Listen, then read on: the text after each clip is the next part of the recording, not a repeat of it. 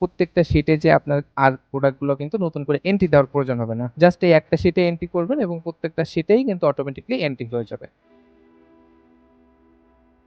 MS এক্সেলে আমাদেরকে এই ধরনের একটা সমস্যার সম্মুখীন হতে হয়, যেখানে ৪-৫টা শীট থাকে। তো এখানে দেখতে পাচ্ছেন করিম, রহিম, রফিক, সালমান। আমার এখানে ৪টা শীট আছে এবং এই ৪টা শীটে দেখতে পাচ্ছেন প্রত্যেকটা শীটের এ কলামের ডাটা কিন্তু সেম।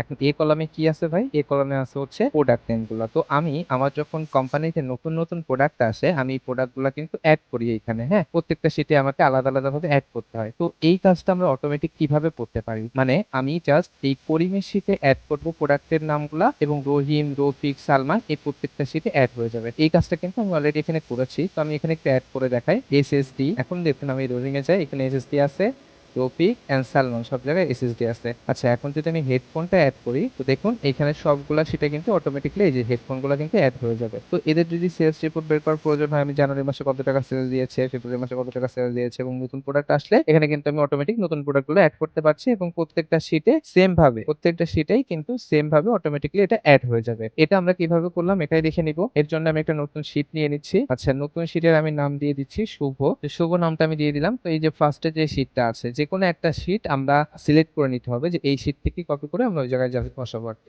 এই জন্য আমি ফার্স্টের শীটটা সিলেক্ট করলাম, দেন আমি এটাকে কন্ট্রোল সি তে কপি করলাম। জাস্ট এ কলামটা, হ্যাঁ, এই কলামে কি হবে, আমার এই কলামের সব প্রোডাক্ট গুলা এখানে এন্ট্রি হবে। নতুন যতই প্রোডাক্ট আসুক এখানে এন্ট্রি হবে। এই কলাম টোটালি আমি সিলেক্ট করে নিলাম। সিলেক্ট করার পরে আমি জাস্ট শুভতে এখানে আসলাম, শুভ শীটে আসার পরে এই কলামটা জাস্ট সিলেক্ট করে আমি কিবোর্ড থেকে control plus alt plus V press করলাম। প্রেস করার পরে এখানে দেখতে পাবেন একটা ইন্টারফেস ওপেন হয়ে যাবে। যে ইন্টারফেসে পেস্ট স্পেশাল যে অপশনটা চলে আসবে, এখানে আপনাকে জাস্ট কি করতে হবে, এই যে পেস্ট লিঙ্ক, হ্যাঁ, জাস্ট এটাকে ক্লিক করুন। দেখুন 1 মিনিটের ভিতরে আপনার সব ডাটাগুলো কিন্তু এখানে চলে আসছে, যেগুলো কিন্তু এই যে করিমের সেটে ছিল সেগুলো অটোমেটিকলি এখানে চলে আসছে। এখন আমার যে জানুয়ারি ফেব্রুয়ারি আছে, এখানে যদি আমি জাস্ট জানুয়ারি লিখে দিই এন্ড জানুয়ারি লিখে এইদিকে ড্রাগ করে দিই, দেখুন জানুয়ারি ফেব্রুয়ারি সেপ্টেম্বর যেই পর্যন্ত আমার প্রয়োজন সেই পর্যন্ত মাস চলে আসবে। এখন আমি যদি করিমের শীটে আমি যদি এখানে অ্যাড করি এন্ড মাইক্রোফোন অ্যাড করে দিই, হ্যাঁ, মাইক্রোফোন আমরা অ্যাড করি, মাইক্রোফোন অ্যাড করলাম, দেখুন রহিম, রফিক, সালমান, শুভ প্রত্যেকটা শীটে কিন্তু আমার মাইক্রোফোন অ্যাড হয়ে গেল। এই কাজটার জন্য কিন্তু আপনারা অনেক সময় একটা ওয়ে খুঁজে থাকেন, শর্ট ওয়ে বা স্মার্ট ওয়ে। তো এইভাবে করে কিন্তু এই কাজটা করলে আপনার স্মার্ট ওয়েতে আপনার কাজটা কমপ্লিট হয়ে যাবে। এখন যদি আপনার এখানে 10 থেকে 15টা শীট থাকে, তো প্রত্যেকটা শীটে যে আপনার